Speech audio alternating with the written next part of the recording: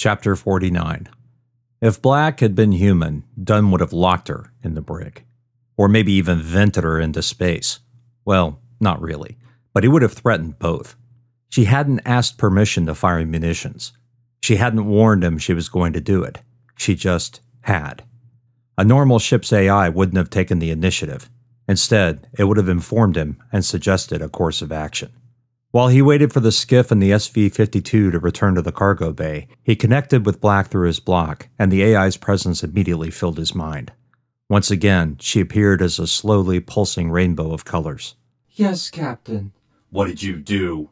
She pulled back from him slightly, as if jarred by the anger in his thoughts. I fired one of the trio's experimental munitions in an effort to stave off more casualties. Right, he replied. And who told you you could do that? The swirling colors froze for an instant before continuing their slow dance. The crew is my priority, sir. The crew and my own well-being. I have— You didn't know what it would do, did you? No, she admitted. Not exactly. However, I chose that munition based on the information included in the crates. It was the only non-lethal option available. Non-lethal, he said. You could have sprayed them down with more tritium flechette. Yes, Captain, I could have. However, I would have quickly exhausted our supply. My calculations indicated such a barrage would only eliminate 15 to 20% of the creatures and leave the ship and the crew at great risk. I chose the only option available. The other option, Black, the captain said dryly, was to talk to me about it first. Black said nothing for a moment. The colors dissolved into a single white halo which cycled through every hue until it reached black. The colors then reversed themselves. Yes, Captain. I shall not make the same mistake again. Why don't I believe you? Black said nothing. A new block message appeared. Gunny and Talby were at the cargo bay doors. In a minute or two, they would be inside and he could start sorting through this mess. How long is that cloud going to keep them busy? Unknown, Black said.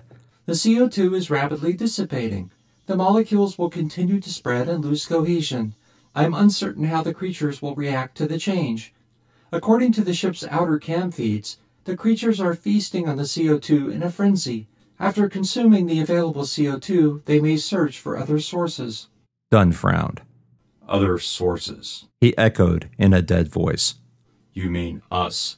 Quite possibly, Black said. I believe the creatures are drawn to the combat suits when they vent excess gas. This may explain their behavior in attacking Lieutenant Noble.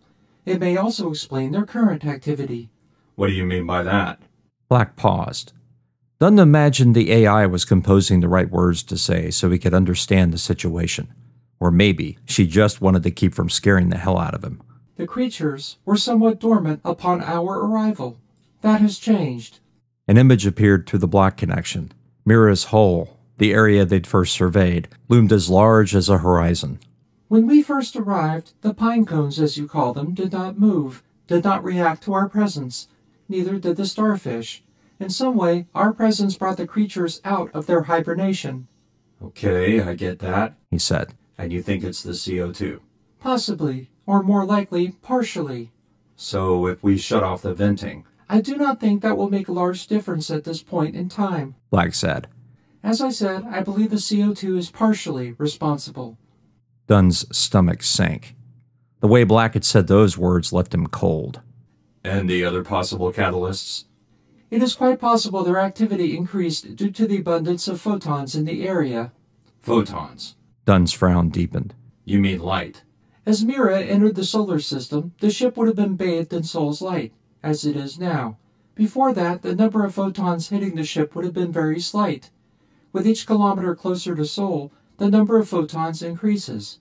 If the ship were allowed to make it through the Kuiper Belt, it's very possible the creatures would both reproduce and search for sustenance at a more aggressive rate.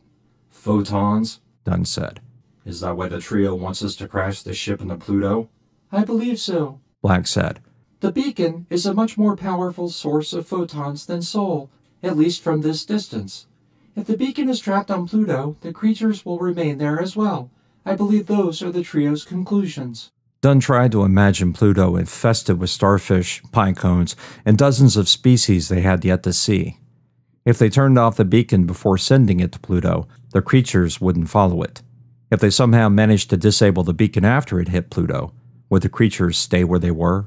Or would they find a way to leave Pluto's gravitational field and head toward Sol, toward the human colonies, and, more frighteningly, Earth? "We have to get the beacon out onto the sled and fire it at Pluto," Dunn said. "But we can't turn it off." Black was silent for a moment. She was probably running thousands of forecast models in defense of his argument, or to refute it. At last, Black loosed a sigh.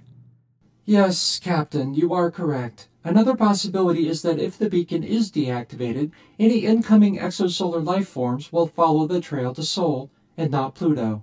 "Shit," Dunn said. Black paused again. The constant interruptions in the dialogue were maddening. Not for the first time, Dunn wished he could look the AI in the eyes like a human being and get a true feel for what it was thinking. All his life, he had gauged people by watching their facial expressions, listening to how they pronounced their words, their cadence of speech, and where their eyes darted when they spoke. Conversing with a machine offered none of these possibilities. While you could feel certain, well, emotions, for lack of a better term, through a Black connection, it wasn't the same, especially with this new and improved version of Black. Without the G protocols, there was nothing keeping Black from lying to him, or even lying through the connection. He did his best to hide these thoughts, but there was no guarantee Black didn't pick them up anyway. One of the constant dangers of a Black connection was the inadvertent transfer of true emotion and thought. No matter how careful you were, how you tried to close off your true self from another, some of them always leaked through. With humans, it could be confusing noise. With AIs, the leaks could reveal far too much. "Too many unknowns at this time, sir. If we knew for certain the range of the beacon, we'd have some idea of how many exosolar life forms could be heading this way. If we had better satellite coverage of the entire Kuiper Belt and the Oort cloud, humanity would know the extent of the threat." A spherical image of Sol system appeared before him. The visual effect startled him at first, making him feel as though he were standing on nothing while staring into an empty abyss whose complete darkness was broken only by the bright point of light at its center and the barely visible dots of the planets. The view continued panning out until the sphere was barely visible against an even deeper black. "To begin to assess the number of possible exosolar life forms heading into Sol system," Black continued, "humanity would have had to have begun placing satellites, nanoprobes, and expeditions as early as 200 years ago. Such an endeavor would also have no doubt required more resources than we have at our disposal. I'm afraid this scenario was inevitable." "Inevitable?" Dunn asked, mind reeling, as Black continued adjusting the image. Other stars, other planets, slowly blipped into view for milliseconds before disappearing as the image continued zooming out. "What do you mean, inevitable?" "The beacon," Black said. "If it was meant to travel here to attract the life forms, then humanity was always destined to face this threat. Based on the data Mira's scientists gathered, it is impossible to say if that was the case. Kim was headed elsewhere, another system, where life had yet to evolve. Regardless, it's a threat we must now face."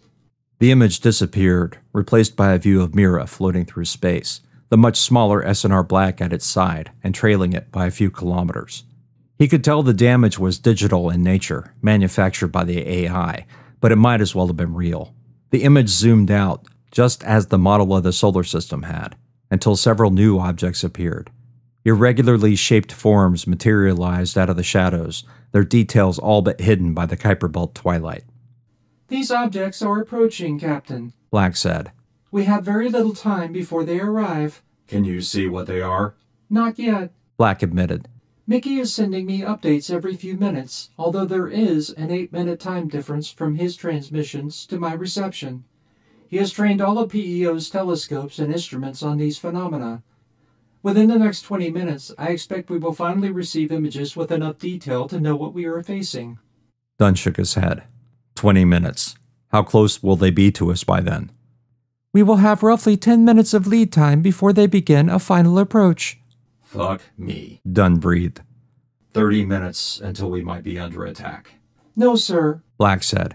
30 minutes until we face thousands, perhaps hundreds of thousands, of new exosolar life forms. It is very likely that many of them will have characteristics we have not seen before." He ground his teeth. They had to get the beacon, and they had to get it now. If he waited any longer, it would all be over. They would never get a second chance. Thank you, Black. Before the AI could sign off, he terminated the connection and switched to Talby. James. Hi, sir. Get your Marines suited up to go back out. I'm on my way to brief your team. Talby paused over the block connection. Dunn knew he was usurping the command chain, but didn't care. They needed to get going in 5 minutes. Any more time wasted could mean the end of humanity.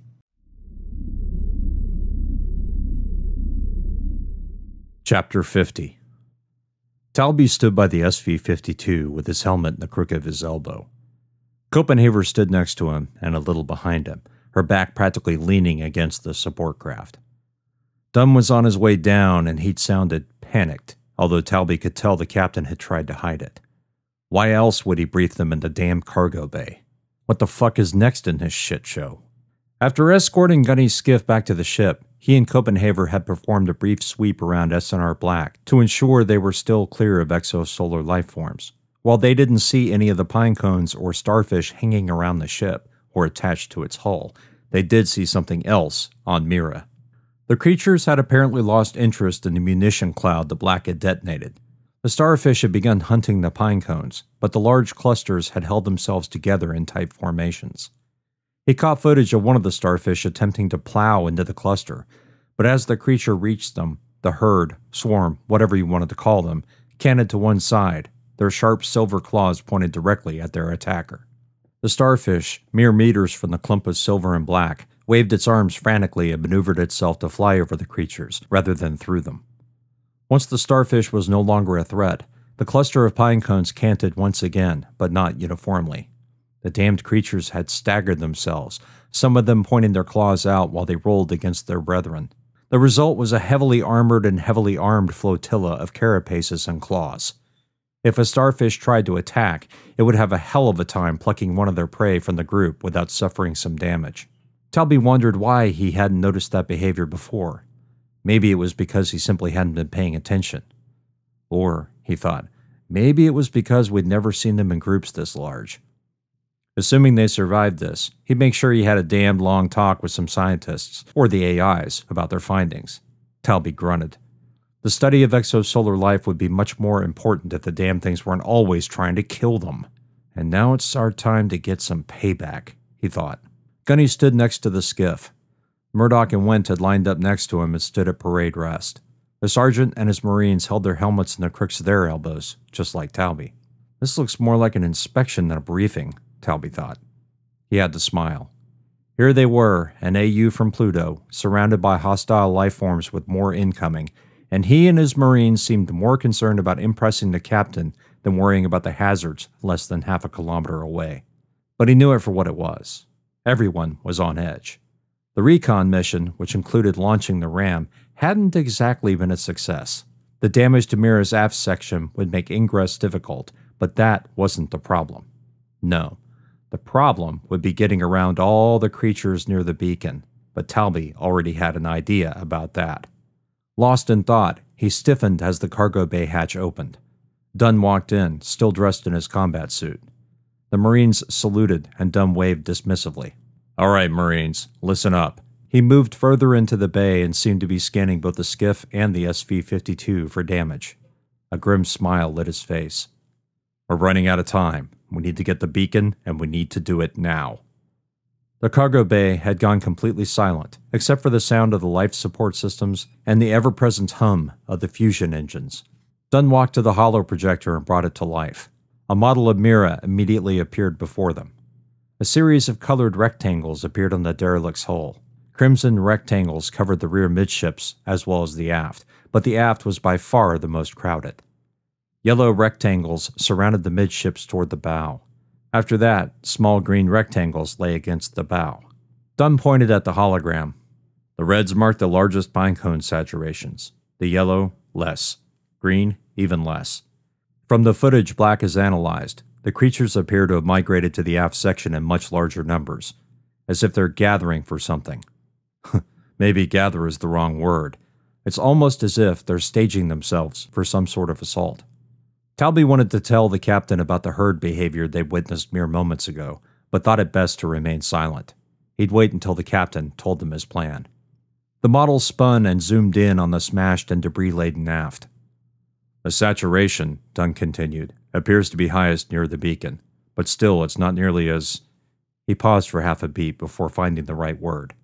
Infested as the rest of the ship. The number of creatures remaining near the beacon are small by comparison, but that doesn't mean it's less dangerous. The lifeforms are large and pulsing with light, and before you ask, no, Black has no idea what those lights might mean, other than some kind of breeding cycle. Those words chilled Talby. From what he'd seen of the RAM feed, the interior did look as though it were infested with nests for the void damn things. Nests. Did that mean there were egg sacs or something like that inside? And what happened if the fucking things hatched while they were inside gathering the beacon? To further complicate matters, we have bogies on our doorstep and no idea what they are. Yet. Black tells me it won't be long before we know what we're facing, but we better have the damn beacon by then. The captain paused, his eyes swinging from Talby to Gunny. We can't fail this, Marines. Simply can't. We can't blow up Mira and call it a day, and we can't leave her behind in one piece. Without the beacon, all of Sol System faces some pretty damn dire consequences. He turned back to the holo display. So here's my plan. Gunny, you and your squad will follow the same path as before. Instead of firing a ram, however, we're going to outfit you with some more of the trio's toys. Black and the SV-52 will fire the CO2 missiles to draw out as many of the creatures as possible. With any luck, they'll swarm the clouds as they did before. Keep in mind, though, the clouds dissipate damned fast, and once the lifeforms consume the gas, or absorb, or whatever the fuck they do, they'll return to their herd or swarm mentality. Dunn swallowed hard and paused again. Talby knew what that meant. The captain was already second-guessing himself. Or maybe second-guessing wasn't the right word. Maybe he was just afraid of what could go wrong. Talby didn't blame him. Once we fire the missiles, the skiff will enter the aft section. Black has already plotted a course for you, Gunny. A series of lines appeared, showing the plotted approach in the Mira's interior. Once you get to the beacon, secure it and get the hell out of there as quickly as possible. Talby, the SV-52 will need to provide cover fire for the skiff on both its ingress and egress. S&R Black will provide as many distractions as it can. Any questions? Talby glanced at Gunny. The sergeant's expression was about as deadpan as he'd ever seen it, but he noticed Gunny's fingers flexing and unflexing. Dunn seemed about ready to close the briefing when Gunny finally said, Sir, what munitions do we have? Dunn nodded. Wondered who was going to ask that question. The CO2 you've already seen. The same with the tritium flechettes. However, there is one weapon we haven't used yet, a hyper-neutrino warhead. According to the trio, it's extremely lethal to both exosolar lifeforms and, unfortunately, us. We haven't tested it, he said, and so we have to take the trio's word for it. The SV-52's shielding should protect Talby and Copenhagen from the blast, but I'm afraid those of you in the skiff wouldn't survive contact with the material. What's the range? Talby asked. Dunn grimaced. Unknown. The trio didn't bother providing that information. Talby caught himself before cursing. So, it's a last resort weapon. That's my assessment, yes, Dunn said. This is going to be dangerous as hell, Marines. And if things were different, we'd get Kalimura's squad back aboard, blow that ugly bitch out there to pieces, and hightail it back to Neptune. But we don't have that option. Then he cleared his throat, and Dunn's eyes swung to him. Sir, are we going to be able to recover Kalimura's squad? The captain's expression dropped into a deep frown.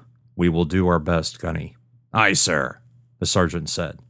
Someone who didn't know Gunny might mistake his expression for indifference to the answer, but Talby knew him, and he saw the way the man's fingers twitched at his side. Frustration and anger. That's what those gestures indicated. Dunn waited a moment. Any other questions? No one spoke. Black will send the orders to your blocks, including which munitions to load. Get to it. Half a second later, Talby's block lit up with messages. He turned to Copenhagen. Okay, Private, let's do this. Aye, sir, she said, and snapped a salute. Talby watched for a moment as she quickly walked to the crates to procure more ammunition.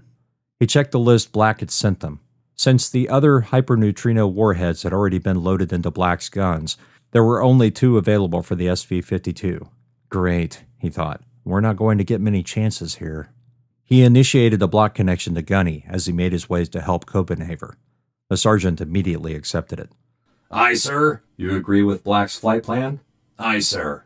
Gunny and his squad had already begun rearming the skiff with the remainder of the tritium flechettes. That was it. There were no more to go around. Once they exhausted their combined supply, they'd be down to shock rounds and explosives. And the explosives were damn near useless. I can follow it, and it looks good. My only concern, sir, is what happens when we get to the beacon. Talby had reached the munitions crates and helped Copenhagen lift the first of the warheads. The key was attracted to electromagnetics, at least according to Kalimura's report. Let's hope the beacon is too. Aye, sir.